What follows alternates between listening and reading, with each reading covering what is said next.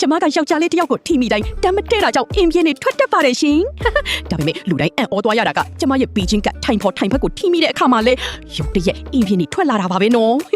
နေလေစားချိန်အတွင်းမှာကျမအဲ့ဒီအကြောင်းကိုပဲစောက်ရမ်းတွေးနေမိတာပါငါရဲ့ထိုင်ဖို့ကတကယ်တော့ယောက်ျားလေးများလားပေါ့ဒါပေမဲ့ဒါကမင်းကလေးတီးတန့်ကြောင်းဆိုတော့အဲ့ဒီအတွေးကိုချက်ချင်းပဲပြန်ဖြောက်လိုက်ရပါတယ်ရှင်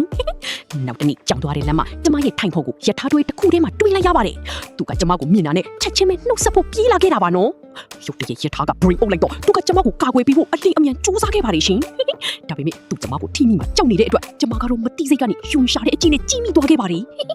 စာသင်ခန်းနဲ့ပြန်ရောက်တဲ့အခါအကွာအဝေးတစ်ခုထားဖို့အတွက်ကျမတို့နှစ်ယောက်ကြားမှာတီရှူးတွေကိုတမင်တက်စီထားလိုက်ပါတယ်ရှင်ကျမရဲ့အမှုအရာကြောင့်သူတော်တော်လေးစိတ်အနှုတ်ရက်ဖြစ်သွားတာသိတာပါတယ်နော်ကျမစင်ကြီးတစ်ခုခုပေးဖို့ပြင်နေတော့မှပဲသူကရုတ်တရက်ခေါင်းလေးပြီးကျမကိုကြည့်လာခဲ့ပါတယ်သူရဲ့ရုတ်တရက်လှုပ်ရှားမှုကြောင့်ကျမလှမ်းသွားခဲ့ရတာပါရှင်ကျမဘလောက်တောင်ကြောက်သွားလဲဆိုတာကိုမြင်တော့သူကဘာမှဆက်မမေးတော့ပဲချက်ချင်းအိပ်ပျော်သွားခဲ့ပါတယ်သူရဲ့အိပ်ပျော်နေတဲ့မျက်နှာလေးကိုကြည့်ရင်သူကမိန်းကလေးစစ်စစ်တယောက်နဲ့လုံးဝတူနေတာကိုတတိထားမိလိုက်တယ်ရှင်ဒါကြောင့်ကျမရဲ့ခန္ဓာကိုယ်မှာပဲတခုခုမှားယွင်းနေတာလားလို့စတွေးမိလာခဲ့တာပါနော်အဲ့ဒီနောက်အားလက်ချိန်မှာသူနှက်တို့ပေးဖို့စားနေတာကိုမြင်လိုက်ရပါတယ်ကျမအဲ့ဒီအနောက်ကိုမခံနိုင်တာနဲ့ထိုင်ကုန်ပြောင်းပေးဖို့ဆီယာမကိုတွားပြောဖို့ထားလိုက်ပါတယ်ရှင်ဒါပေမဲ့ဆီယာမကတကားကနေဝင်လာတဲ့အချိန်နဲ့တိုက်ဆိုင်သွားပြီကျမသူနဲ့မတော်တဆတိုက်မိသွားခဲ့တာပါနော်နောက်တစ်စက္ကန့်မှာပဲကျမရဲ့တကူလုံးမှာအင်းပြင်းနေထွက်လာတော့တာပါပဲရှင်ကျောင်းစင်းတော့ကျမရဲ့ထိုင်ဖော်ကကျမကိုတားပြီးဘာတွေဖြစ်နေတာလဲလို့မေးမိမယ်ကျမကိုယ်တိုင်လည်းရှင်းမပြနိုင်ခဲ့ပါဘူး